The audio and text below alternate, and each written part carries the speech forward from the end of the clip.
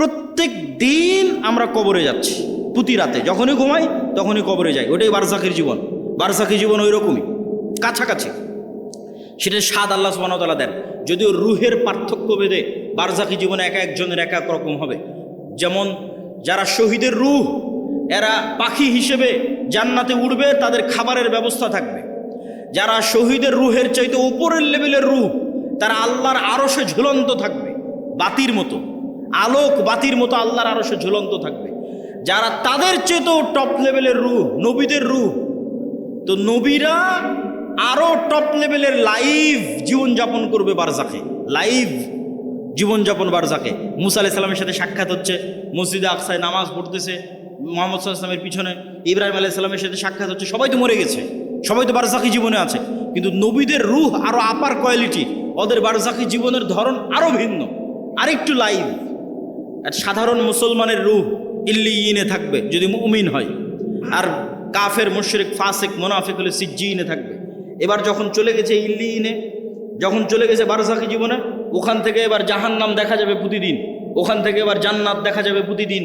যেমন দুনিয়াতে প্রতিদিন কবর দেখা যাচ্ছে, প্রতিদিন ঘুমাচ্ছি, প্রতিদিন কবরে যাচ্ছি। এবার যখন কবরে চলে যাব, মানে চিরন্তন ঘুমে চলে যাব, তখন প্রতিদিন জান্নাত দেখব, জাহান্নাম দেখব। যে জাহান্নামের অধিকারী সে জাহান্নাম দেখবে, যে জান্নাতের অধিকারী ওই জান্নাত দেখবে। এবার কিয়ামত হওয়ার পর তখন সেখানে বাস্তবে প্রবেশ করবে। সম্মানিত উপস্থিতি, বারজাখী জীবন। ঠিক কিয়ামতকে ভিজুয়ালাইজ করতে পারতে হবে, জান্নাতকে ভিজুয়ালাইজ, দেখতে চোখ বন্ধ করলে যেন জান্নাত দেখা যায়। চোখ বন্ধ করলে আপনি দেখতে পাচ্ছেন যে কবরে কি হয়, জান্নাতে কি হয়। এটা দেখাও সহজ। দু একটা সহজ বুদ্ধি বলে দিই, কেমনে দেখতে পাবেন। আল্লাহ প্রত্যেক স্তরে পরের স্তরের আলামত দিয়ে রেখেছে। আমরা এখন দুনিয়ার স্তরে আছি, এর পরের স্তর কবরের স্তর। তো প্রত্যেক দিন দুনিয়াতে আমরা কবর দেখতে পাই, আল্লাহ দেখার ব্যবস্থা করে দিয়েছে। সেটা হচ্ছে ঘুম। আপনি যখন ঘুমাতে যান তখন দোয়া পড়েন, আল্লাহুম্মা বিইসমিকা আমুতু ওয়া আহইয়া। আল্লাহ তোমার নামে ঘুমাতে যাচ্ছি। জি না, যদি হতো আল্লাহ তোমার নামে ঘুমাতে যাচ্ছে, তাহলে আরবি হতো আল্লাহুম্মা বিইসমিকা আনামু ওয়া আইকাজ। তাওহীদ ভাই আছে, বুঝতে পারতেছে, আরও যারা আরবি বুঝবে তারা বুঝতে পারবে। তাহলে তখন দোয়ার অর্থ কি হবে, যে আল্লাহ তোমার নামে ঘুমাতে যাচ্ছি, তোমার নামে ঘুম থেকে উঠবো। কিন্তু আল্লাহ দোয়া বানিয়েছে আল্লাহুম্মা বিইসমিকা আমুতু, আল্লাহ তোমার নামে মরতে যাচ্ছি, ওয়া আহইয়া, তোমার নামে মরা থেকে জীবিত হব। এবার সকালবেলা কি দোয়া শিখিয়েছে, আলহামদুলিল্লাহ ইল্লাযী আহইয়ানা বা'দামা আমাতানা। কি আশ্চর্য, বলে আল্লাহ মরে গেছিলাম রাতের বেলা, মরা থেকে এখন জীবিত হলাম। বা'দামা আমাতানা, মৃত্যুর পর। আল্লাহ রাতে মৃত্যু সংগঠিত হয়ে গেছিল, মৃত্যুর পর সকালবেলা তুমি জীবিত করে দিয়েছো। এটা হলো দোয়া। আপনার কাছে চিরন্তন চিরস্থায়ী আনন্দ কোনটা? আজকে আপনার বাপ মা ভাই বোন সবার সাথে বিচ্ছেদ হয়ে গেল, আপনার বাবা মারা গেছে, দাদা মারা গেছে, তাদের সাথে আর জীবনে কোনো দিন দেখা হবে না, এটা অনেক কষ্টের।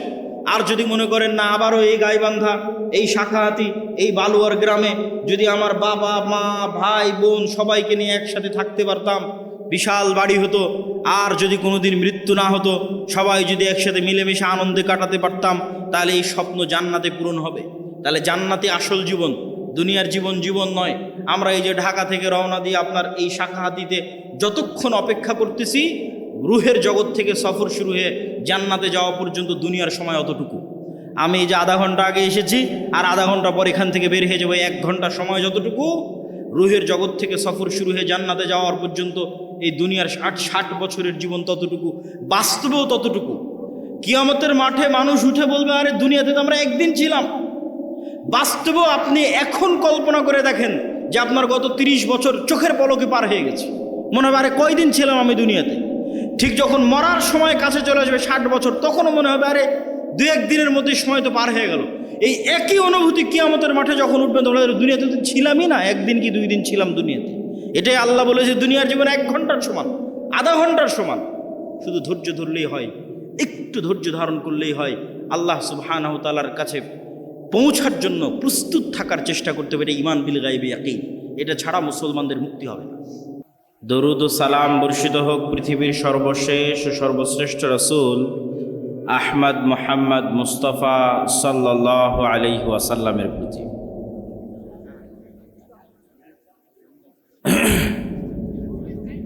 আল্লাহ সুবহানাহু ওয়া তাআলার অন্যতম একটি গুণ হচ্ছে তিনি সবুর, ধৈর্যশীল, তিনি হালিম, সহনশীল। তিনি সহনশীল, ধৈর্যশীল। এই জন্যই গাজার মানুষদের উপর এত জুলম হওয়ার পরেও এখনো ইসরায়েল মাটির সাথে মিশে যাচ্ছে না। তাতে অনেক মানুষ মনে করতে পারে যে এই ধৈর্য, এই সহনশীলতার উপকার কি? এই ধৈর্য, এই সহনশীলতার উপকার হচ্ছে আমি এবং আপনিও যখন অপরাধ করব তখনও আল্লাহ সুবহানাহু ওয়া তাআলা সাথে সাথে শাস্তি দেন না, ফলত আমরা বেঁচে যাই, তওবার সুযোগ পাই, ফিরে আসার সুযোগ পাই। আল্লাহ যদি ধৈর্যশীল, সহনশীল না হতেন তাহলে যে কোনো অপরাধের শাস্তি সাথে সাথে দেওয়ার কারণে আমরা ধ্বংস হয়ে যেতাম। যেহেতু আল্লাহ সুবহানাহু ওয়া তাআলা যে কোনো অপরাধের শাস্তি সাথে সাথে দেন না, ফলত আমরা এখনো বেঁচে আছি। তাহলে এই একই বিষয় আমাদের জন্য সুযোগ যে আমরা তওবা করব, ইস্তিগফার করব। আর আল্লাহর এই একই গুণ কাফের এবং মুশরিকদের জন্য ধোঁকা। তারা মনে করবে কই, যদি অপরাধী হতো, আল্লাহর গজবই আসতো, তাহলে এতদিনে আমরা ধ্বংস হয়ে যেতাম। তবে অনেক মানুষ যারা ভালো হওয়ার পরেও, যারা আল্লাহর দিন মেনে চলার পরেও বিপদগ্রস্ত থাকে, কষ্টে থাকে, দুঃখে থাকে, তাদের সান্ত্বনা কোথায়? সে বুঝতে পারে না যে আল্লাহ সুবহানাহু ওয়া তাআলা আমাকে কোন পাপের শাস্তি দিচ্ছেন, না আল্লাহ সুবহানাহু ওয়া তাআলা আমাকে পরীক্ষা করছেন। এই যে বিপদ আপদ, সমস্যা, প্রবলেম, এটির সাথে একজন মুমিনের আচরণ কি হওয়া উচিত? এই বিপদ আপদ বিষয়ে আল্লাহ সুবহানাহু ওয়া তাআলা পবিত্র কোরআন মাজিদে বলেছেন যে তিনি প্রত্যেক মুমিনকে লানাবলুয়ান্নাকুম বিশাইইম মিনাল খাউফি ওয়াল জু'i, পরীক্ষা করে থাকেন ভীতি দিয়ে, ক্ষুধা দিয়ে, ওয়া নাকসিম মিনাল আমওয়াল, টাকা পয়সার ক্ষতি দিয়ে, ওয়াল আনফুস, মৃত্যু দিয়ে, ওয়াস সামারাত, ফল ফলাদি, ফসলাদি ধ্বংস হয়ে যাওয়ার মাধ্যমে, ওয়াবাশশিরিস সাবিরিন, আর তোমরা ধৈর্যশীলদেরকে সুসংবাদ দাও। ইন্নাল্লাহা মা'আস সাবিরিন, নিশ্চয় আল্লাহ সুবহানাহু ওয়া তাআলা ধৈর্যশীলদের সাথে আছে। ধৈর্য, সবর কাকে বলে? গ্রামে গাইবান্ধা, রংপুরে মুরগিকে টোপা দিয়ে যে ঘিরে রাখা হয়, এই টোপা দিয়ে ঘিরে রাখাকে আরবিতে বলা হয় সবর। সাধারণত কোনো মুরগি যখন অপবিত্র জিনিস খায়, মানুষের পেশাব পায়খানা ভক্ষণ করে, তখন ওই মুরগির পবিত্রতা, খাওয়ার পবিত্রতা তৈরি করার জন্য 3 দিন টোপা দিয়ে বেঁধে রেখে সেখানে ভালো খাবার দিতে হয়। সেই ভালো খাবার খেতে খেতে মুরগির শরীর পবিত্র হলে আবার সেটিকে জবাই করে হালাল খাদ্য হিসেবে খাওয়া যাবে।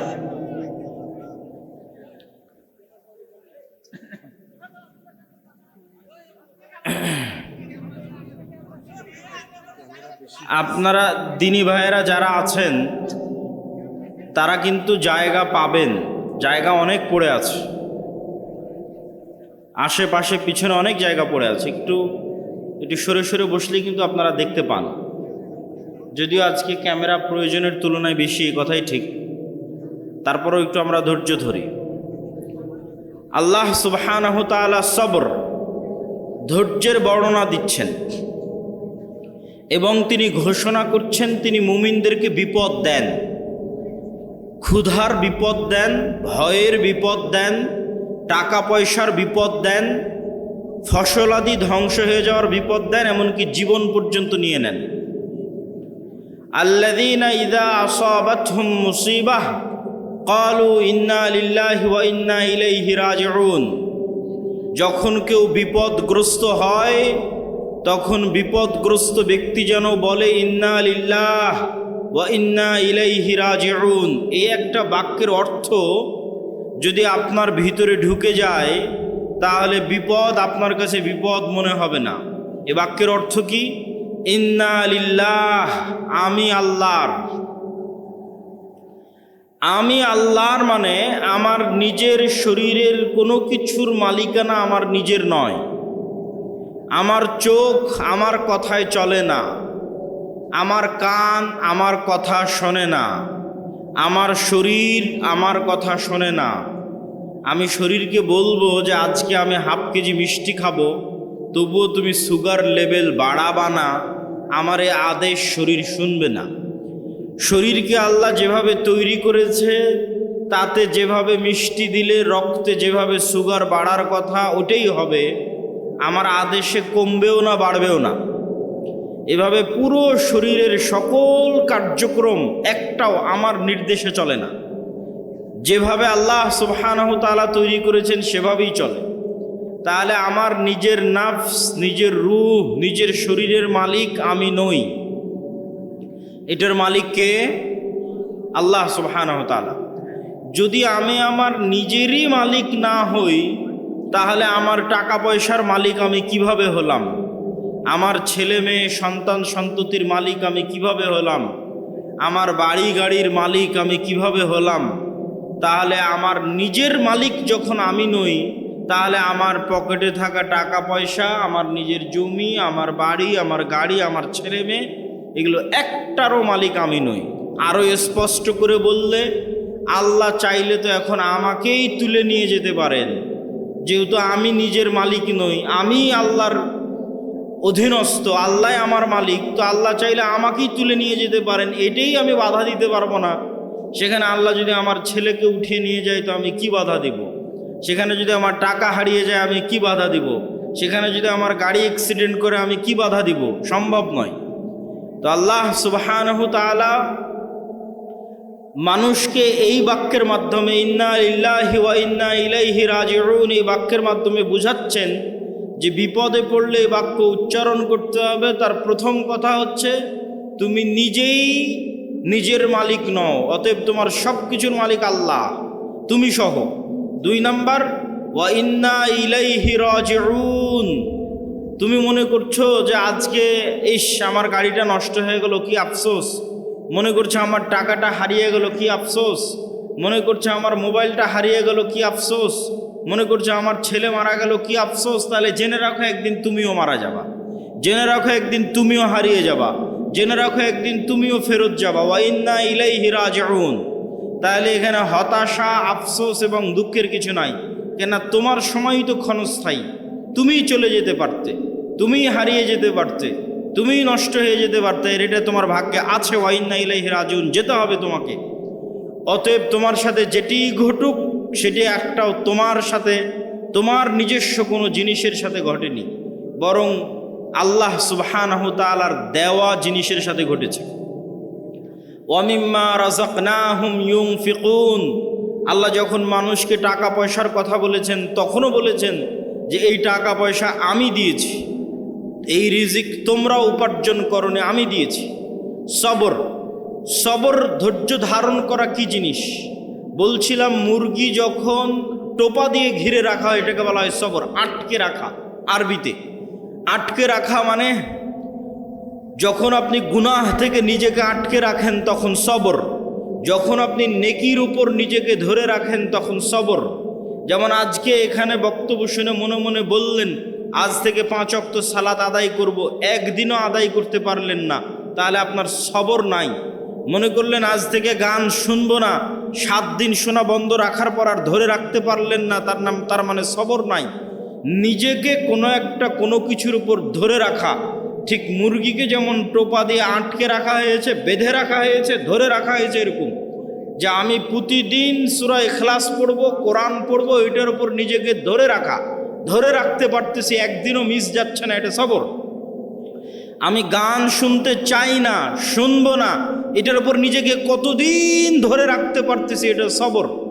এই জন্য মানুষের সকল নেক আমলের মূল রহস্য হচ্ছে সবর। এই জন্য আল্লাহ সুবহানাহু ওয়া তাআলা পবিত্র কোরআন মাজিদে বারবার সবরের দার্স এবং সবরের উদাহরণ এবং বিপদ আপদের কথা উল্লেখ করেছেন। ওয়াতাওয়াসাউ বিল হাক্কি ওয়াতাওয়াসাউ বিস সবর। তোমরা পরস্পরকে সত্যের দিকে দাওয়াত দাও, পরস্পরকে ধৈর্যের দিকে দাওয়াত দাও।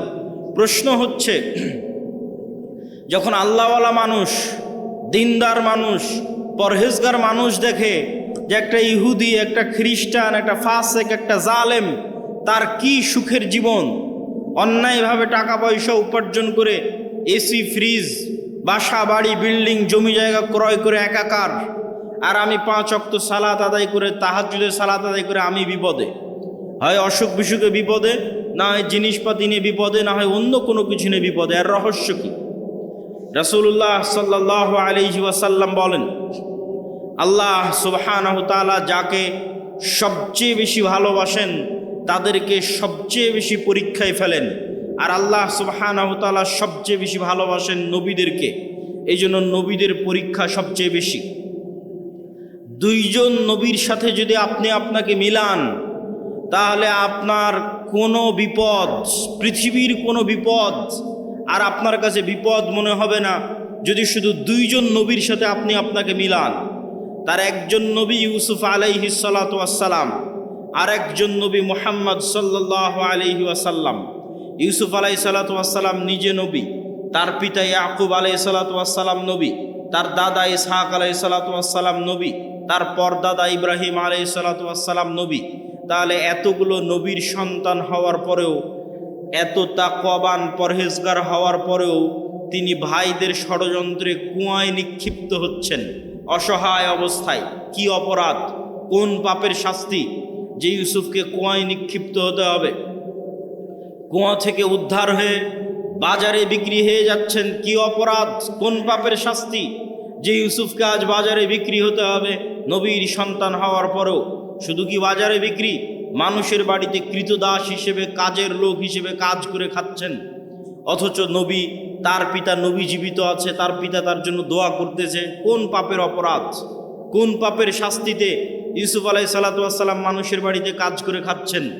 ইউসুফ আলাইহিস সালাতু ওয়াস সালাম মানুষের বাড়িতে কাজ করছেন, ঠিক আছে, তারপরে মিথ্যা অপবাদ তার উপর আরোপিত হলো।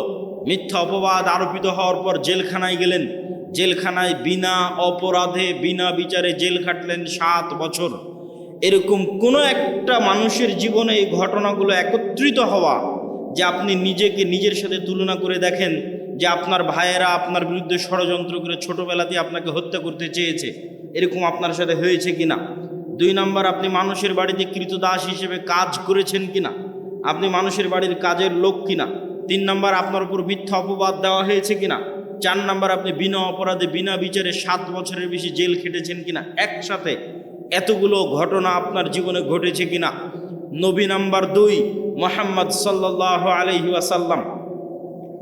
মুহাম্মদ সাল্লাল্লাহু আলাইহি ওয়াসাল্লাম দাওয়াতি জীবনে কি বাধা বিপত্তির সম্মুখীন হয়েছে সেটা তো আমরা বহু শুনেছি, কিন্তু ব্যক্তিগত জীবনে তিনি এতিম অবস্থায় পৃথিবীতে এসেছেন এবং অল্প কিছুদিন পরেই তার মাও দুনিয়া থেকে বিদায় নিয়েছে।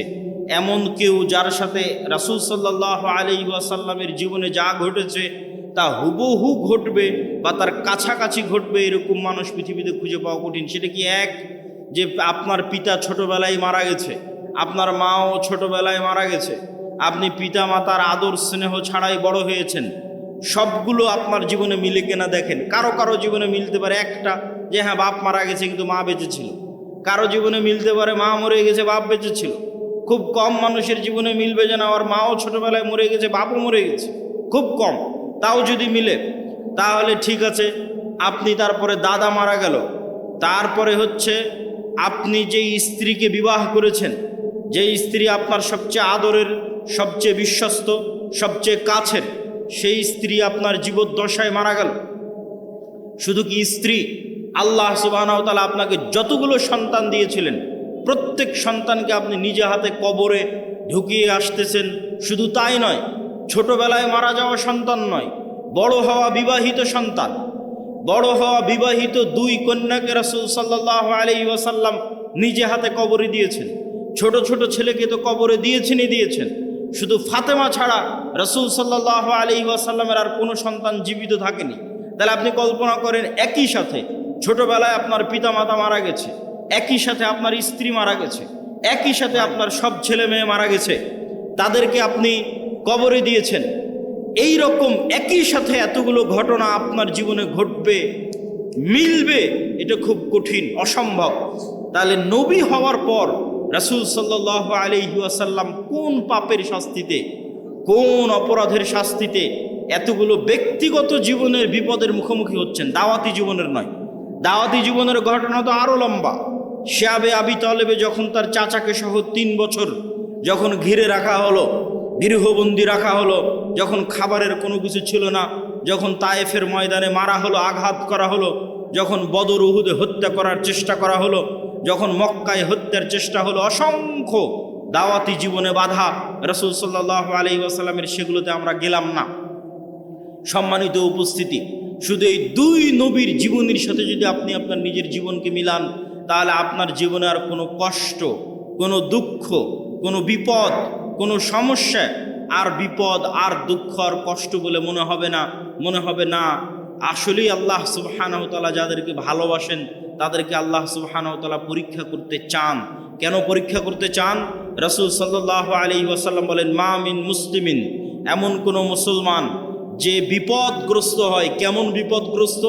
যে তার পায়ে একটা কাঁটাও যদি ফুটে, তার পায়ে যদি একটা কাঁটাও ফুটে, শুধু তাই না, সে যদি ন্যূনতম দুশ্চিন্তার মধ্যেও থাকে, হাম্মিন ও হুজনিন, যদি ন্যূনতম দুশ্চিন্তার মধ্যেও থাকে, তাহলে এই কাঁটা ফুটার মাধ্যমে, এই দুশ্চিন্তার মাধ্যমে আল্লাহ সুবহানাহু ওয়া তাআলা তার গুনাহকে ক্ষমা করে দেন। আল্লাহু আকবার। এবং বিপদ বাড়তে বাড়তে বাড়তে বাড়তে এমন অবস্থায় সে দুনিয়া থেকে বিদায় নেয় যখন তার উপরে আর কোনো গুনাহই নাই, সকল গুনাহ দুনিয়াতেই মিটে গেছে। তো বিপদ মানুষের জীবনে আসতেই পারে, মুসিবাহ মানুষের জীবনে আসতেই পারে, সমস্যা মানুষের জীবনে আসতেই পারে, কিন্তু ধৈর্য ধারণ করা হচ্ছে একজন মুমিনের পরিচয়। শুধু ধৈর্য নয়, ধৈর্যেরও উপরের একটা স্তর আছে, তার নাম রেজা, সন্তুষ্টি। এই সন্তুষ্টির স্তরে খুব মজবুত ঈমান ছাড়া মানুষের পক্ষে পৌঁছা সম্ভব নয়। ধৈর্যের স্তরে মানুষ পৌঁছতে পারে, কিন্তু রেজা, সন্তুষ্টির স্তরে মানুষের পক্ষে পৌঁছা কঠিন। সন্তুষ্টি কি? সন্তুষ্টি হচ্ছে আল্লাহ সুবহানাহু ওয়া তাআলা আমার জন্য যে সিদ্ধান্ত নিয়েছেন, এই সিদ্ধান্তের উপর আমি খুশি, এই সিদ্ধান্তের উপর আমি খুশি। একদা এক মহিলা রাসূল সাল্লাল্লাহু আলাইহি ওয়াসাল্লামের কাছে আসলেন, তিনি মৃগী রোগে আক্রান্ত। আল্লাহর নবীকে তিনি বললেন, আল্লাহর নবী, আপনি আমার জন্য দোয়া করে দেন যেন আল্লাহ সুবহানাহু ওয়া তাআলা আমার মৃগী রোগ ভালো করে দেয়।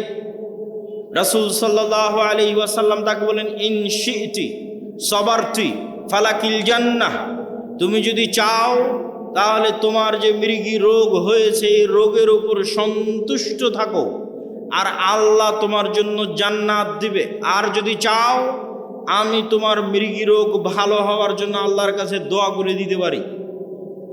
রাসূল সাল্লাল্লাহু আলাইহি ওয়াসাল্লাম একটা রোগের উপর চিকিৎসা না নিয়ে সন্তুষ্ট থাকতে বলতেছেন জান্নাতের বিনিময়ে। তখন ওই মহিলা মানুষ বলছে, ঠিক আছে, আমাকে আল্লাহ যে অসুখ দিয়েছে এই অসুখের উপর আমি সন্তুষ্ট থাকতে চাই, তবে আপনি এতটুকু দোয়া করেন যেন আমার কাপড় চোপড় খুলে না যায়। মৃগী রোগে আক্রান্ত হলে, ব্রেন ঠিক না থাকলে কাপড় চোপড় খুলে যায়, কাপড় চোপড় যেন আমি খুলে না ফেলি, সেই দোয়াটুকু আপনি করে দিয়েন। আর আল্লাহ আমাকে যে অসুস্থতা দিয়েছে এই অসুস্থতার উপর আমি রাজি, সন্তুষ্ট, খুশি।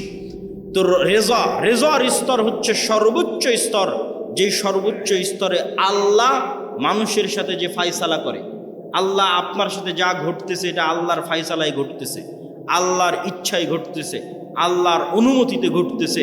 তো আপনার জীবনে যা ঘটতেছে এই ফায়সালার উপর যখন আপনি সন্তুষ্ট থাকেন, তথা ওই অবস্থাতেও আপনি আলহামদুলিল্লাহ বলতে পারেন। ধৈর্য মানুষ ধরে একটু দুঃখ পাওয়ার পর, একটু কষ্ট পাওয়ার পর, একটু দুশ্চিন্তা করার পর, টেনশন করার পর রেজা যে অবস্থায় আছে ওই অবস্থার উপর আল্লাহ সুবহানাহু ওয়া তাআলার সিদ্ধান্তের উপর খুশি হওয়া, মনে কোনো প্রভাব, কোনো দাগ না কাটা, সর্বোচ্চ স্তরের তাওহীদ ছাড়া এটা সম্ভব নয়।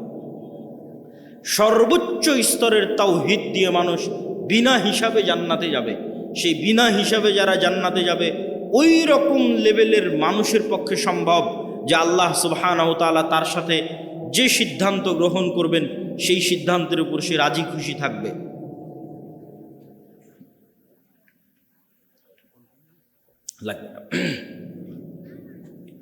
তো আমরা আলোচনার শুরুতেই, যদিও আজকে আমার আলোচনার মূল বক্তব্যের বিষয়বস্তু মুসলিম উম্মার অধঃপতন এবং সে অধঃপতন থেকে মুক্তির উপায়, তবে পরিবেশ পরিস্থিতির পরিপ্রেক্ষিতে আলোচনার শুরুটা করলাম বিপদ এবং ধৈর্য ধারণ দিয়ে, এবং বিপদের উদাহরণে ইউসুফ আলাইহিস সালাতু ওয়াস সালাম এবং মুহাম্মদ সাল্লাল্লাহু আলাইহি ওয়াসাল্লাম এবং আরেকজন নবী আইয়ুব আলাইহিস সালাতু ওয়াস সালাম, তাদের উদাহরণ পৃথিবীতে চিরস্মরণীয়। শুধু তাই নয়, আরেকটি হাদিস রাসূল সাল্লাল্লাহু আলাইহি ওয়াসাল্লামের শুনে এই পয়েন্ট আমরা শেষ করব। রাসূল সাল্লাল্লাহু আলাইহি ওয়াসাল্লাম বলছেন, আল্লাহ সুবহানাহু তাআলা যাকে ভালোবাসেন তাকে দুনিয়া দেন, বিষয়টা এমন নয়, তথা দুনিয়া দেওয়া ভালোবাসার প্রমাণ নয়, বরং আল্লাহ সুবহানাহু তাআলা যাকে ভালোবাসেন তাকে তার আনুগত্য করার তৌফিক দেন। তাহলে আজকে শাখাহাতি, বালুয়া, গোবিন্দগঞ্জ, মহিমাগঞ্জে কেউ কোটি টাকার মালিক হয়ে গেল, তার মানে তার উপর আল্লাহর দয়া আছে, এটি ভুল ধারণা। শাখাহাতি, বালুয়া, মহিমাগঞ্জ, গোবিন্দগঞ্জ, গাইবান্ধায় কেউ বিশাল বাড়ি করে নিল, কেউ খুব আরামে আছে, আয়েশে আছে, দুবাই ঘুরছে, কারো বাড়িতে এসি ফ্রিজ আছে, তার মানে তার উপর আল্লাহর দয়া আছে, আল্লাহ তাকে ভালোবেসে এগুলো দিয়েছে। এটা ভুল ধারণা। ভালোবাসা বুঝতে হলে কি দেখতে হবে? আল্লাহ তাকে আনুগত্য করার তৌফিক দেয় কিনা। সকালে যখন ফজরের আজান দিবে তখন জানালা খুলে দেখবেন যে একদল মানুষ, অল্প সংখ্যক মানুষ গুটি গুটি পায়ে মসজিদের দিকে এগিয়ে যাচ্ছে। ওই যে ফজরের সালাত যাকে আল্লাহ জামাতে পড়ার তৌফিক দিয়েছে, ওই মানুষকে আল্লাহ ভালোবাসে, বলেন আল্লাহু আকবার। আর আল্লাহ সুবহানাহু ওয়া তাআলা আপনাকে ভালোবাসেন কিনা, আপনাকে যে শাস্তি দিচ্ছেন, এটা আপনি কি দিয়ে বুঝবেন? দেখবেন আপনি গুনাহে লিপ্ত আছেন, এটাই শাস্তি। এর চেয়ে বড় শাস্তি পৃথিবীতে আর হয় না। আল্লাহ আপনাকে হারাম কাজে লিপ্ত রেখেছে, এটাই শাস্তি। আল্লাহ আপনাকে গুনাহে লিপ্ত রেখেছে, এটাই শাস্তি। পৃথিবীর নিকৃষ্ট থেকে নিকৃষ্ট কাজ আপনার হাত দিয়ে হচ্ছে, এটাই শাস্তি। আপনি আল্লাহর রহমতের দরজা থেকে বিতাড়িত, আল্লাহর রহমতের দুয়ার থেকে বিতাড়িত, এটাই শাস্তি। অতএব দুনিয়া পাওয়ার উপর নির্ভর করে না যে মানুষকে আল্লাহ সুবহানাহু ওয়া তাআলা ভালোবাসেন কিনা, বরং দুনিয়াতে আল্লাহ তাকে আল্লাহর আনুগত্যের তৌফিক দিচ্ছে কিনা, এইটা দিয়ে সে বুঝতে পারবে যে হ্যাঁ, আল্লাহ আমাকে 5 ওয়াক্ত নামাজ পড়ার সুযোগ দিচ্ছে, তার মানে আল্লাহর দয়া আমার উপর আছে। আর 5 ওয়াক্ত নামাজ এত চেষ্টা করি তাও পড়তে পারি না, তাহলে আল্লাহর দয়া আসলে নাই। এত চেষ্টা করি কোরআন পড়তে পারি না, তাহলে আল্লাহর দয়া আমার সাথে নাই। কোনো একটা সমস্যা আছে যে কারণে আমি আল্লাহর দয়া পাচ্ছি না। আল্লাহর দয়া পেতে পাওয়ার আলামতই হচ্ছে আমি 5 ওয়াক্ত সালাত আদায় করতে পারছি, আমি কোরআন তেলাওয়াত করতে পারছি, এটাই আল্লাহর দয়া পাওয়ার আলামত। আর আল্লাহ সুবহানাহু ওয়া তাআলা আপনাকে ভালোবাসেন কিনা সেটা বোঝা যাবে স্থায়ী ঠিকানা পরকাল, যেটা বহু বক্তব্যে বলেছি, ঈমান বিল গায়বে ইয়াকিন। দুনিয়ার সকল কিছুর বিনিময়ে মানুষ পরকালের মাঠে বাঁচতে চাইবে যে আল্লাহ সুবহানাহু ওয়া তাআলা তাকে পরকালে মুক্তি দিক, কিন্তু তারপরেও পরকালে তার জন্য মুক্তি কঠিন হয়ে দাঁড়াবে দুনিয়ার সকল সম্পদের বিনিময়ে হলেও। তাহলে ওই সম্পদ, ওই ধন দৌলত আপনি দুনিয়াতে আঁকড়ে ধরে থাকবেন, এইটা দিয়ে আপনি পরকালে মুক্তি পাবেন না। বরং আপনাকে এই ধন সম্পদ, এই ধন দৌলত দান করে কিয়ামতের মাঠে ধনী অবস্থায় উঠতে হবে, কিয়ামতের মাঠে কোটিপতি অবস্থায় উঠতে হবে, কিয়ামতের মাঠে কোটি কোটি টাকা আপনার হাতে থাকতে হবে, যেন কিয়ামতের মাঠে বিপদে পড়লে আপনি বাঁচতে পারেন। তো কিয়ামতের মাঠে কোটি কোটি টাকা কিভাবে থাকবে? নতুন করে কিয়ামতের মাঠে ব্যবসা বাণিজ্য করার সুযোগ নাই। যা ব্যবসা বাণিজ্য দুনিয়াতেই করে দুনিয়াতেই সেই টাকা আল্লাহর অ্যাকাউন্টে জমা দিয়ে কিয়ামতের মাঠে কোটিপতি অবস্থায় উঠতে হবে, তাহলে দুনিয়ার কেস কোর্ট কাচারি মামলা মোকদ্দমায় যেমন টাকার জরিমানা দিয়ে বাঁচা যায়, কিয়ামতের মাঠে আল্লাহর দরবারে যে মামলা মোকদ্দমা হবে, কেস জরিমানা হবে, ওখানে আপনি যে কোটি টাকার মালিক হবেন, ওই টাকা দিয়ে তখন আপনি ওই মামলা মোকদ্দমাগুলো খালাস করাতে পারবেন আপনার টাকার জোরে, টাকার ক্ষমতায়।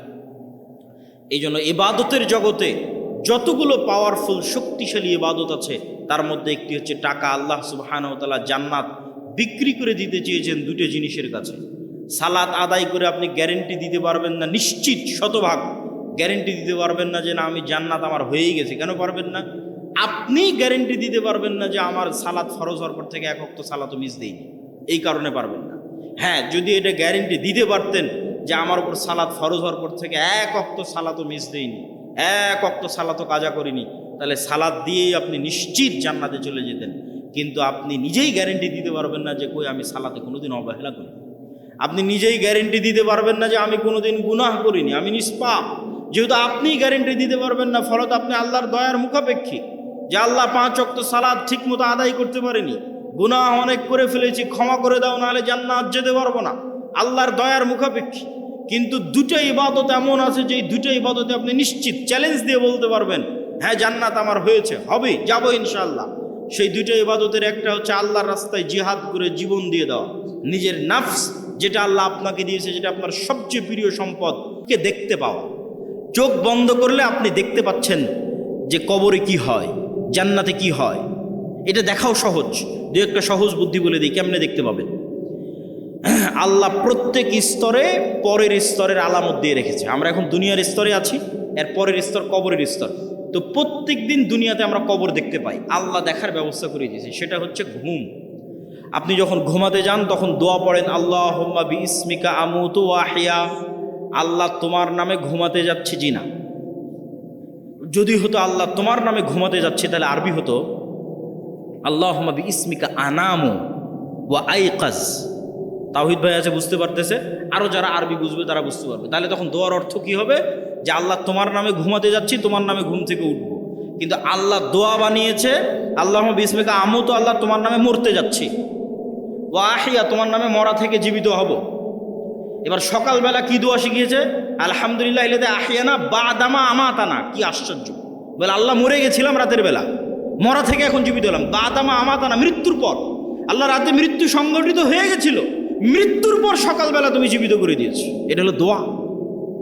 তাহলে প্রত্যেক দিন আমরা কবরে যাচ্ছি, প্রতি রাতে যখনই ঘুমাই তখনই কবরে যাই। ওটাই বারজাখের জীবন।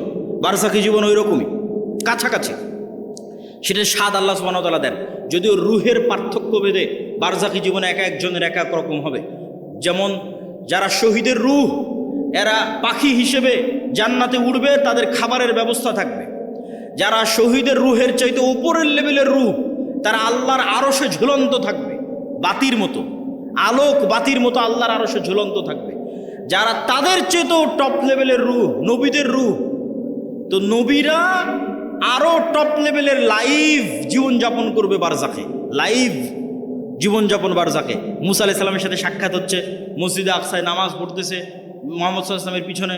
ইব্রাহিম আলাইহিস সালামের সাথে সাক্ষাৎ হচ্ছে। সবাই তো মরে গেছে, সবাই তো বারজাখী জীবনে আছে, কিন্তু নবীদের রুহ আরও আপার কোয়ালিটি, ওদের বারজাখী জীবনের ধরন আরও ভিন্ন, আরেকটু লাইভ।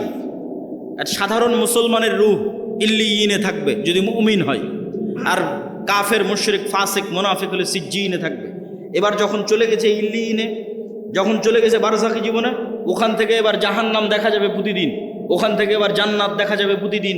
যেমন দুনিয়াতে প্রতিদিন কবর দেখা যাচ্ছে, প্রতিদিন ঘুমাচ্ছি, প্রতিদিন কবরে যাচ্ছি।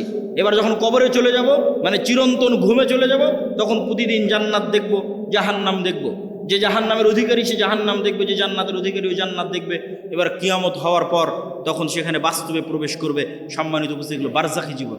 ঠিক কিয়ামতকে ভিজুয়ালাইজ করতে পারতে হবে, জান্নাতকে ভিজুয়ালাইজ, দেখতে চোখ বন্ধ করলে যেন জান্নাত দেখা যায়। আপনার কাছে চিরন্তন চিরস্থায়ী আনন্দ কোনটা?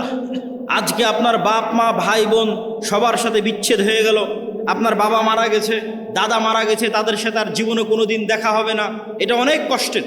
আর যদি মনে করেন না আবারও এই গাইবান্ধা, এই শাখাহাতি, এই বালুয়ার গ্রামে যদি আমার বাবা মা ভাই বোন সবাইকে নিয়ে একসাথে থাকতে পারতাম, বিশাল বাড়ি হতো, আর যদি কোনোদিন মৃত্যু না হতো, সবাই যদি একসাথে মিলেমিশে আনন্দে কাটাতে পারতাম, তাহলে এই স্বপ্ন জান্নাতে পূরণ হবে।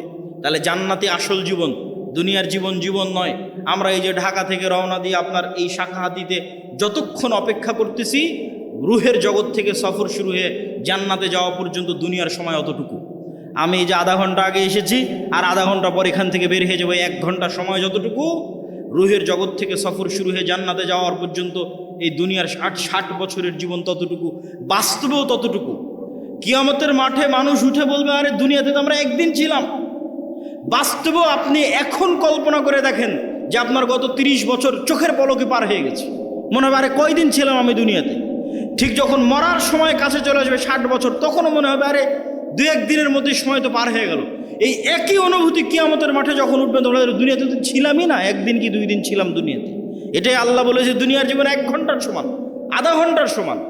শুধু ধৈর্য ধরলেই হয়, একটু ধৈর্য ধারণ করলেই হয়।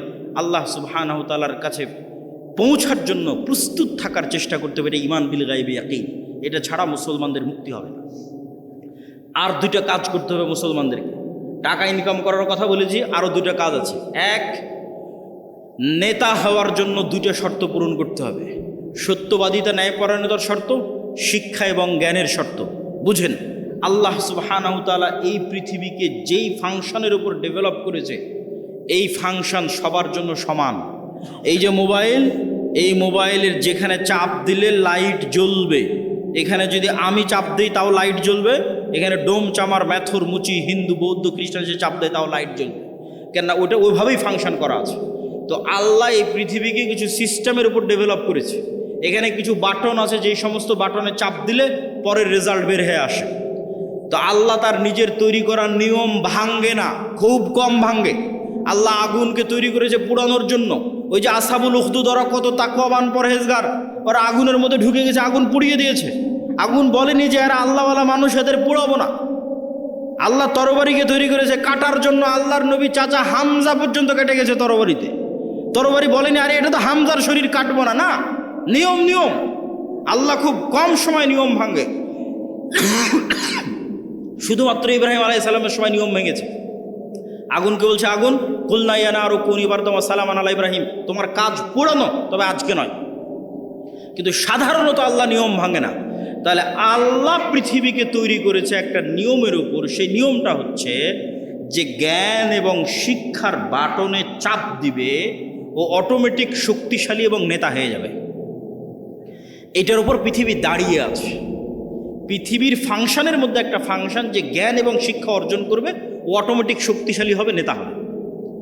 এখন ইহুদি, খ্রিস্টান, ইউরোপ, আমেরিকা, ইসরায়েল, তাদের ছেলেমেয়েরা জ্ঞান এবং শিক্ষা অর্জন করবে, আর গাইবান্ধা, মহিমাগঞ্জ, গোবিন্দগঞ্জের যুবকেরা যদি free fire, PUBG, Facebook, IPL, BPL, জুয়া, অনলাইন বেটিং, নেশা, বিড়ি, সিগারেট, গাঁজা এগুলো নিয়ে ব্যস্ত থাকে, তাহলে আল্লাহ বলবেন না যে এই ইহুদি খ্রিস্টানেরা তোরা যতই জ্ঞান অর্জন কর, তোদেরকে নেতা বানাবো না।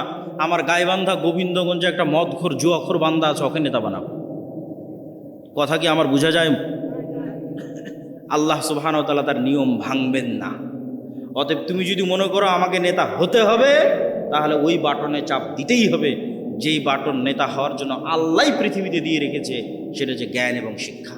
জ্ঞান অর্জন করতে হবে, পড়তে হবে। আদম আলাইহিস সালাম সবচেয়ে জ্ঞানী, আল্লাহ সুবহানাহু ওয়া তাআলা সবচেয়ে জ্ঞানী। জ্ঞান আল্লাহর বৈশিষ্ট্য, জ্ঞান আদম আলাইহিস সালামের বৈশিষ্ট্য। তলুতকে নেতা বানানো হয়েছে জ্ঞানের কারণে। অতএব যুবক সমাজ তোমাদের জ্ঞান অর্জন করতে হবে। তারপরের পয়েন্ট কি? ন্যায়পরায়ণতা, সত্যবাদিতা। বানু ইসরায়েলের ইতিহাস বহু বক্তব্যে আমি আলোচনা করেছি। বানু ইসরায়েলের ইতিহাসের সামারি কি? নবীর সন্তানেরা কিভাবে গোলাম হয়ে গেল, গোলাম হওয়ার কারণে কি কি বিকৃতি আসলো। এই যে এক্ষুনি ইউসুফ আলাইহিস সালামের গল্প বললাম, ইব্রাহিম, ইসহাক, ইয়াকুব, ইউসুফ, তাদের ছেলেরাই বানু ইসরায়েল। এরা ফেরাউনের গোলাম হয়ে গেল, 300 বছর গোলাম থাকলো। গোলাম হওয়ার পর মুসা আলাইহিস সালাম এসে এদের বাঁচালো।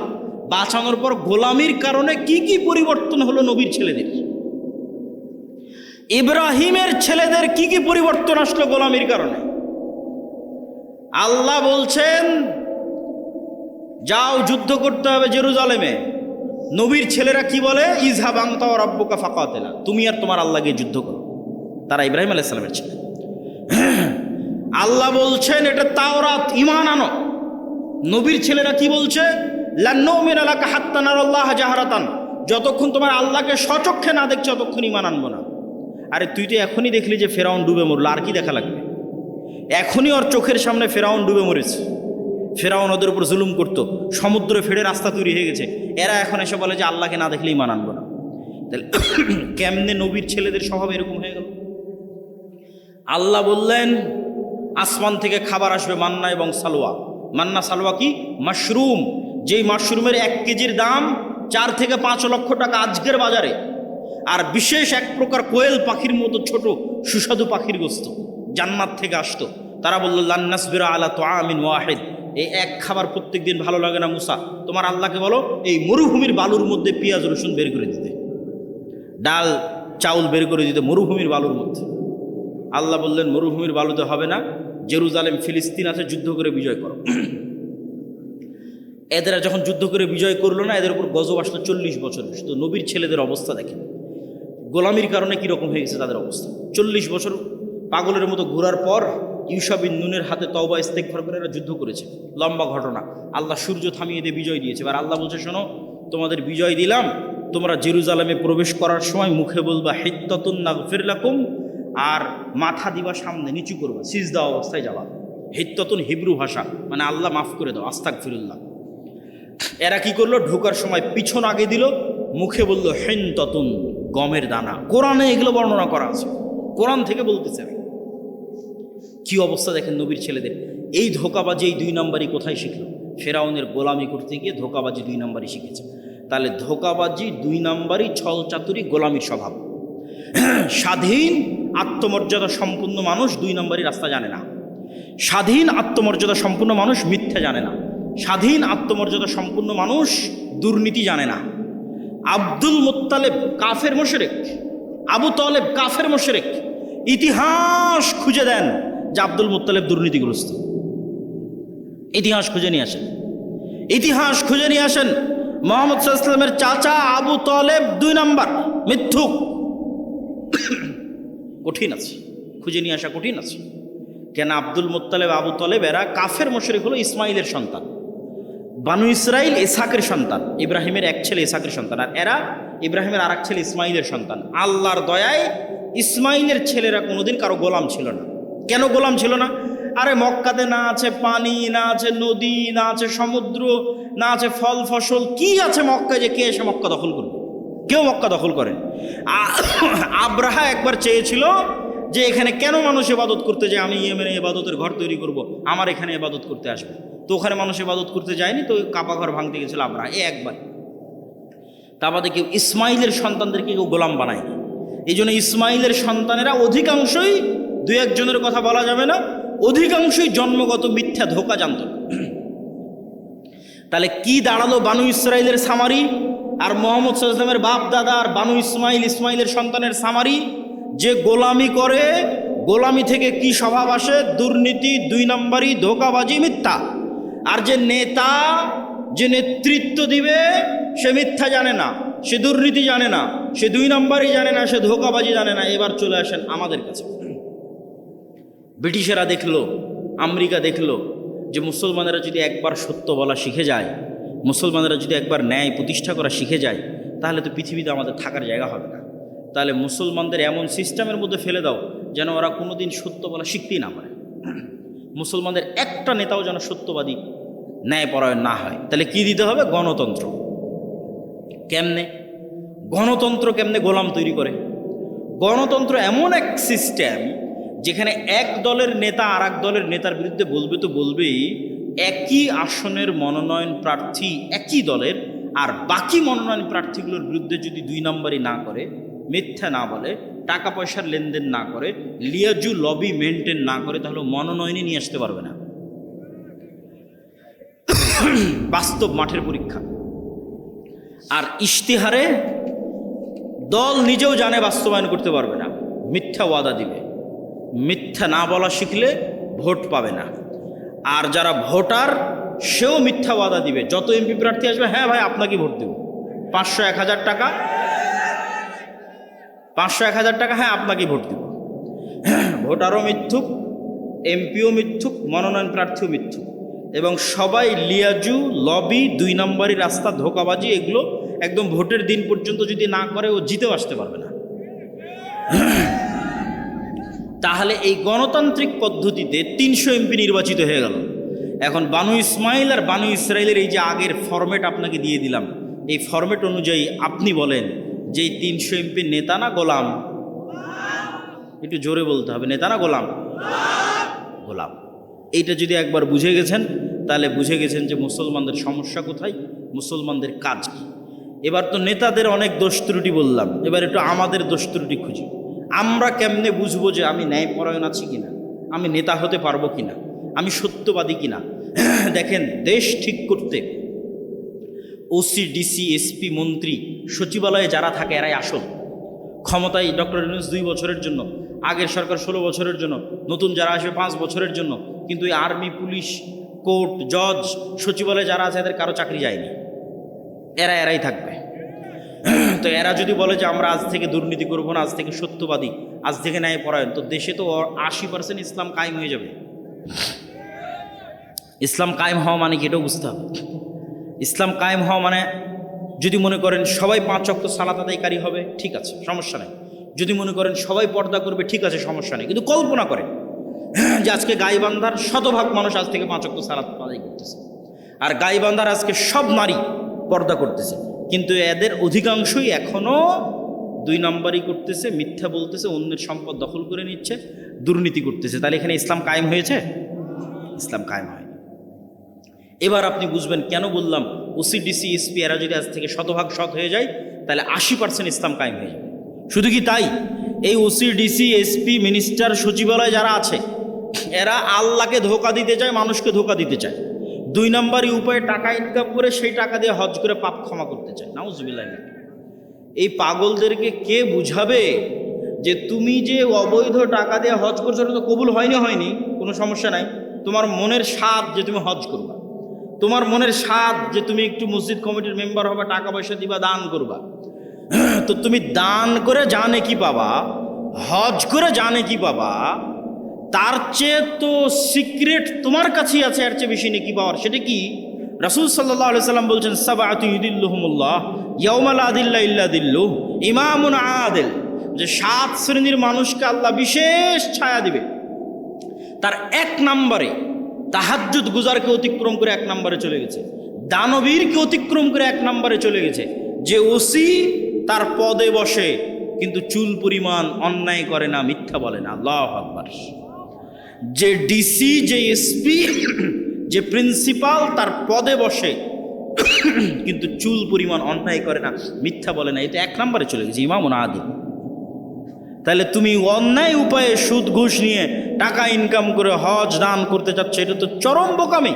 তুমি যেখানে দায়িত্ব পালন করছো ওখানে সত্যবাদিতার ন্যায়ের সাথে দায়িত্ব পালন করো, ওটাই ইবাদত। এবার আপনাদেরকে বলি, আপনি আপনার একটা উদাহরণ, আপনার বোনকে আপনার পিতার সম্পত্তিতে ন্যায়ের সাথে সম্পত্তি বুঝিয়ে দিয়েছেন কিনা? যদি হ্যাঁ হয় তাহলে আপনার নেতা হওয়ার সম্ভাবনা আছে, যদি না হয় তাহলে আপনার মধ্যে বানু ইসরাইলের গোলামির স্বভাব বিরাজ করতেছে, আপনি গোলাম, আপনার পরবর্তী 14 প্রজন্ম গোলাম। নেতা হতে চাইলে আগে নিজেকে ন্যায়পরায়ণ হতে হবে, যে না, আমার বাবা যা জমি দিয়ে গেছে আমি আজকেই ন্যায়ের ভিত্তিতে আমার বোন যা পায় সেটা আমি বুঝিয়ে দেব। আমি কি আমার স্ত্রীর সাথে ন্যায় করি, আমি কি আমার বাপ মায়ের সাথে ন্যায় করি, আমি কি আমার ছেলে মেয়ের সাথে ন্যায় করি। এইভাবে যখন ন্যায় প্রতিষ্ঠার চ্যালেঞ্জে আন্দোলন তৈরি হবে যে আমরা ন্যায় প্রতিষ্ঠা করব সমাজের রুট লেভেল থেকে টপ লেভেল পর্যন্ত, এমনি রাষ্ট্রে ইসলাম কায়েম হয়ে যাবে, 80% ইসলাম কায়েম হয়ে যাবে, এবং এরাই নেতা হবে। এখান থেকে নেতৃত্বের শুরু হবে। ওসমান হাদি, যাকে গুলি করে হত্যা করা হয়েছে, সে নির্বাচিত কোনো এমপিও নয়, সে বড় কোনো দলের নেতাও নয়, তার কোনো লাখ লাখ কর্মী বাহিনীও নয়, তাহলে তাকে গুলি করে হত্যা করা হলো কেন? এইটার ক্ষমতা, এটা দেখে আপনি বুঝবেন যে সত্যবাদিতার ন্যায়পরায়ণতার ক্ষমতা কি। সত্যবাদিতা এবং ন্যায়পরায়ণতা থাকলে মানুষ যে আসল নেতা হয়, মানুষ যে প্রকৃত নেতা হয়, তার প্রমাণ হচ্ছে ওসমান হাদি। এই রকম যুবক লাগবে। আজকের বক্তব্যে যতগুলো পয়েন্ট তুলে ধরেছি, একটা একটা করে পয়েন্ট আপনারা মিলান। 1 নাম্বার, যার ঈমান বিল গায়বে ইয়াকিন আছে। 2 নাম্বার যার শতভাগ তাওহীদ আছে, 3 নাম্বার যে টাকা পয়সায় গরিব ফকির নয়, ব্যবসায়ী, 4 নাম্বার যে জ্ঞানে ভালো জ্ঞান, উচ্চ ডিগ্রি জ্ঞান অর্জন করে এসেছে, 5 নাম্বার যে সত্যবাদী ন্যায়পরায়ণ, জ্ঞানকে বিক্রি করে না, টাকাকে অন্যায় উপায়ে লাগায় না। এই রকম যদি 500 যুবকও তৈরি হয়, তাহলে এই 500 যুবকই বিপ্লব তৈরি করে ফেলতে পারবে, শুধু বাংলাদেশে নয়, সারা পৃথিবীতে। ইনশাআল্লাহ বলেন ইনশাআল্লাহ। তবে হ্যাঁ, এই রকম যুবকদের উপর বিপদ নেমে আসবে, যেমন আসহাবে কাহাফের উপর বিপদ নেমে এসেছিল। বাঁচার রাস্তা, তার জন্য 2টে সিক্রেট থিওরি বলে আজকের বক্তব্য শেষ করব। 2টে আল্লাহর সাহায্য পাওয়ার মাধ্যম। আল্লাহর সাহায্য ছাড়া বিজয় হয়নি, হবে না, হয়নি, হবে না। আল্লাহর সাহায্য লাগবে। আল্লাহর সাহায্য পাওয়ার 1 নম্বর উপায় সালাত, 2 নম্বর উপায় জিকির। সালাত কি? আজকে এখানে বসে বক্তব্য দিচ্ছি, আমেরিকায় বসে মানুষ লাইভ দেখতেছে, ইংল্যান্ডে বসে লাইভ দেখতেছে, ঢাকায় বসে লাইভ দেখতেছে। তো এই যে ইন্টারনেটের মাধ্যমে, মোবাইলের মাধ্যমে 1000 কিলোমিটার দূর থেকে আমার সাথে তারা লাইভ কানেক্টেড হয়েছে। অনলাইন কোর্সে জুম অ্যাপের মধ্যে, গুগল মিটের মধ্যে পাসওয়ার্ড দিয়ে যখন 1000 কিলোমিটার দূরে থাকা ছাত্র 1000 কিলোমিটার দূরে থাকা শিক্ষকের সাথে কানেক্টেড হয় লাইভে এবং ক্লাস নেয়, মুখোমুখি হয়। সালাত এমন এক প্রযুক্তি যা 7 আসমানে থাকা, আরশে থাকা, রব্বুল আলামিনের সাথে জমিনে থাকা আল্লাহর সৃষ্টি মানুষের মধ্যে লাইভ কানেক্টেড করে দেয়। সালাত, আল্লাহু আকবার। আমি আল্লাহর নবীর হাদিস আপনাদের সহজবোধ্য করে অনুবাদ করলাম। হাদিস আল্লাহর নবীর, যে বান্দা যখন সালাতে দাঁড়ায় তখন আল্লাহ সুবহানাহু ওয়া তাআলা বান্দার মুখোমুখি হয়ে যায়। বান্দার চোখ যখন সিজদার দিকে থাকে, কলব যখন কানেক্টেড থাকে, তখন বান্দার সাথে আল্লাহ সুবহানাহু ওয়া তাআলা মুখোমুখি। এই সালাত আমার এবং আপনার বাঁচার রাস্তা। সালাত ছাড়া বাঁচার রাস্তা নেই। সালাত নাই, আল্লাহর গন্তির মধ্যে নাই, আল্লাহর কাউন্টের মধ্যে নাই, আল্লাহর খাতার মধ্যে নাই, আল্লাহর গণনার মধ্যে নাই। কে আপনি? আল্লাহ সুবহানাহু ওয়া তাআলা আপনাকে চেনে না।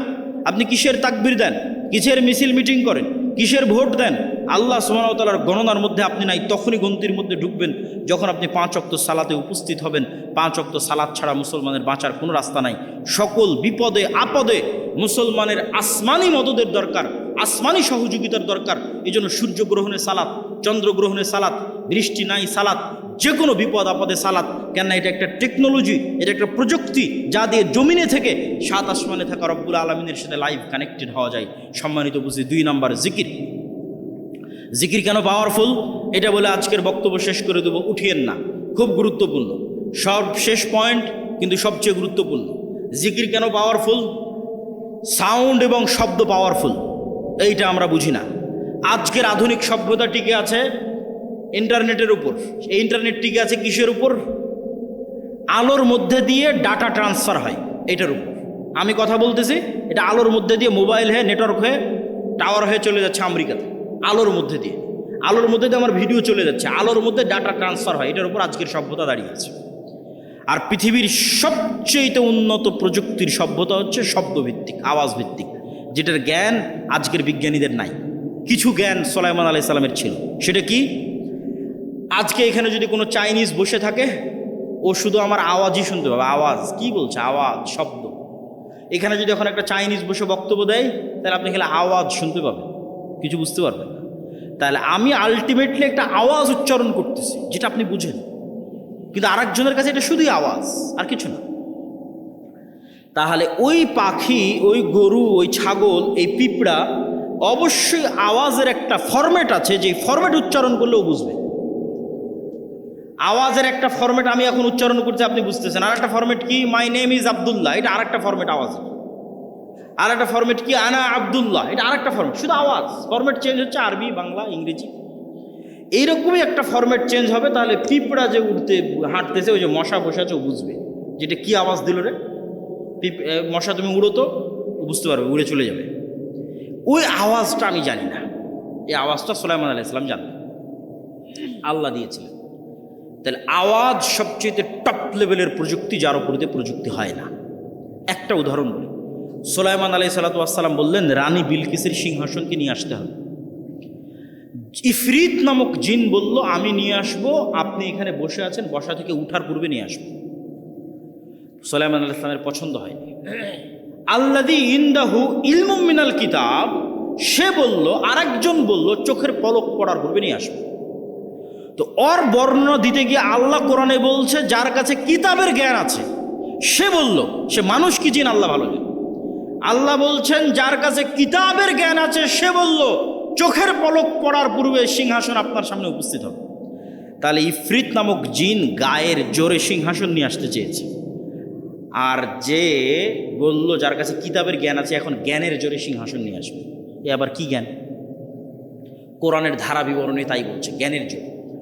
অনেক মুফাসসির লিখেছেন যে তার কাছে লাউহে মাহফুজের বিশেষ জিকির সাউন্ড, আল্লাহর বিশেষ জিকিরের জ্ঞান তার ছিল, যে জিকির উচ্চারণের মাধ্যমে চোখের পলকে রানী বিলকিসের সিংহাসন সুলাইমান আলাইহিস সালাতু ওয়াস সালামের দরবারে উপস্থিত হয়ে গেছে। জিকির যে পাওয়ারফুল, শব্দ যে পাওয়ারফুল, তার আরো 3টে উদাহরণ দেন। আল্লাহ আসমান জমিন সবকিছু ধ্বংস করে কিয়ামত কায়েম করবে ইসরাফিলের বাঁশির আওয়াজে, শব্দ দিয়ে। শব্দ সব চূর্ণ বিচূর্ণ হয়ে যাবে, সব মানুষ মরে গেছে, ফেরেশতা মরে গেছে, সব শেষ। এবার নতুন করে সবাইকে জীবিত করা হবে। তখনও ইসরাফিলকে তৈরি করে ইসরাফিলের বাঁশির আওয়াজ দিয়ে সবকে কবর থেকে ওঠানো হবে, আওয়াজ, সাউন্ড। 3 নম্বর দলিল, যেটিতে বক্তব্য শেষ করে দেবো, আল্লাহ সুবহানাহু ওয়া তাআলা বলছেন ইউসাব্বিহু লিল্লাহি মা ফিস সামাওয়াতি ওয়া মা ফিল আরজ। আসমান এবং জমিন এবং তার মধ্যে যা কিছু আছে, এই পোস্টার এটাও আওয়াজ করে তাসবিহ পাঠ করতেছে, এই টিস্যু এটাও আওয়াজ করে তাসবিহ পাঠ করতেছে, গায়ের জামা, উপরের প্যান্ডেল, নিচের মাটি, লাইট, ক্যামেরা যা আছে সব আওয়াজ করে তাসবিহ পাঠ করতেছে। সে আওয়াজ আমি শুনতেছি না। যেমন পিঁপড়ার চলার আওয়াজ আমি শুনতে পাই না, কিন্তু পিঁপড়ার চলার আওয়াজ 10 কিলোমিটার দূরে থাকা হাতিও শুনতে পাবে, আমি শুনতে পাই না। তাহলে এই সবগুলো থেকে তাসবিহ বের হচ্ছে। শুধু কি এটাই না, রাসূল সাল্লাল্লাহু আলাইহি সাল্লাম বলছেন এরা শুধু তাসবিহ বলতেছে না, এরা তাসবিহ বুঝে। কিভাবে? মুয়াজ্জিন যখন আজান দেয় তখন মুয়াজ্জিনের আজান যতদূর পর্যন্ত যায় ততদূর পর্যন্ত জীব জন্তু, জড়বস্তু, জড় পদার্থ, কীট পতঙ্গ, পঙ্গপাল যা আছে সব মুয়াজ্জিনের আজান বুঝে ওই আজানের পক্ষে কিয়ামতের মাঠে সাক্ষী দিবে। আল্লাহু আকবার। তাহলে পুরো পৃথিবীটাই টিকে আছে তাসবিহের উপর, পুরো পৃথিবীটাই টিকে আছে জিকিরের উপর।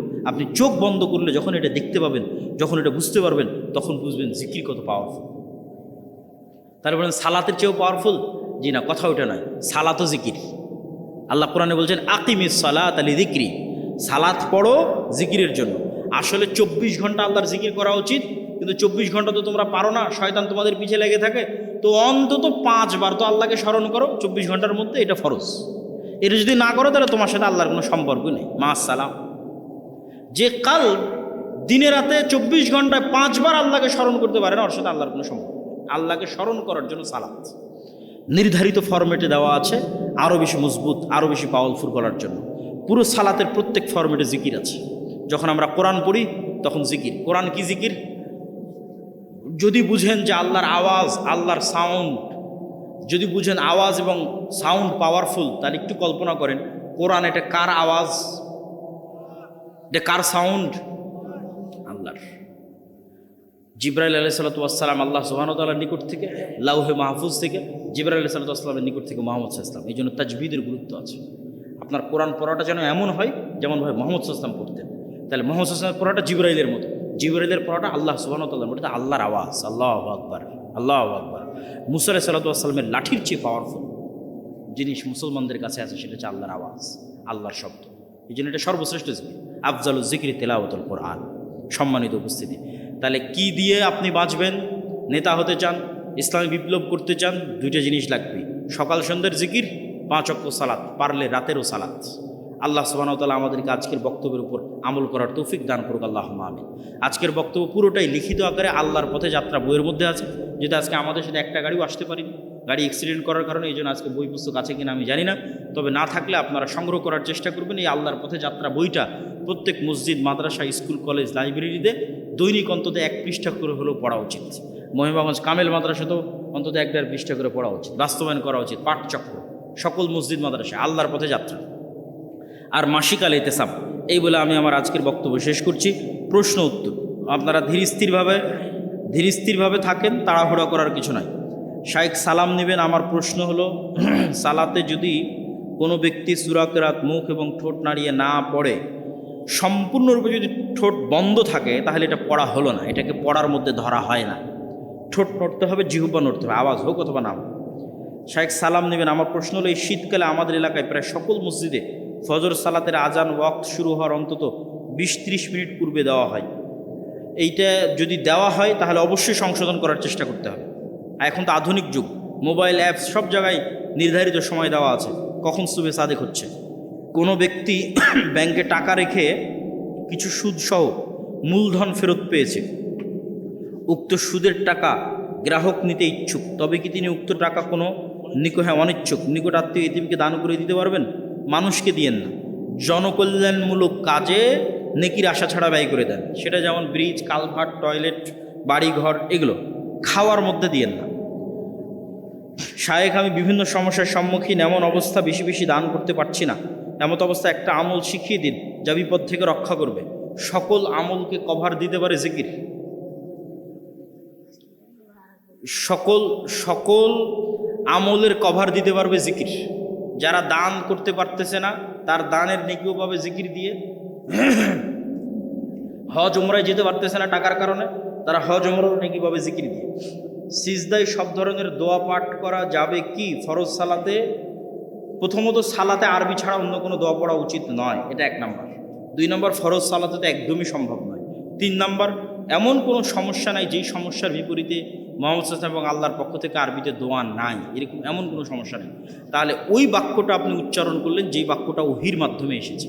আপনি নিজে বানিয়ে যেটা বলবেন এটা কত পাওয়ারফুল হবে বলেন? আর যেটা ওহির মাধ্যমে এসেছে, আল্লাহ কবুল করেছে, লা ইলাহা ইল্লা আনতা সুবহানাকা ইন্নী কুনতু মিনাজ জালিমিন, এটাকে আল্লাহ একবার কবুল করেছে।